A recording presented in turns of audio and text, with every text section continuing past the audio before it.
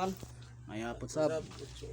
Akong pagkaambit sa mensahe sa amahan diha kang Ginoong Hesukristo Jesus dinhi sa kalibutan na nagtubos kanato atong masala pinaagi kaniya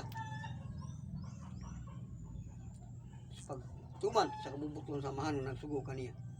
Kita kabahay ni ini nga magabuhat usab sa kabubuton sa amahan nga iyang gituman kay kita man ang nabingan nimo ang gibuhaton. So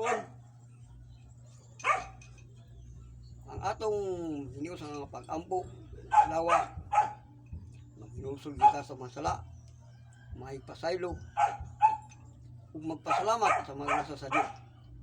Musangpit kanunay siya ngalan tungod sa mga katalagman nga muda sa kalibutan. Dili kita niya pasagdan kay iya na may gining gisaad. Kinsa katong maayo sa man pinagi sa kungalan. Diya siya maghatag niini. Iya gining gipamatud ug dili kini niya makuli kanato. Kay iya man gining saad.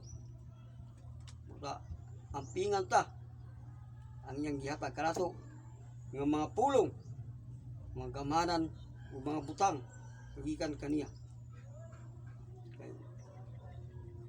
Aron sab gini mulipinsang manlipod kanato sa mga katalagman. Kay moabot mo kini kay nakasulat naman yun. Atong pagpangandam, atong iusa pagsalig kaniya. Salamat Salamat sa Dios.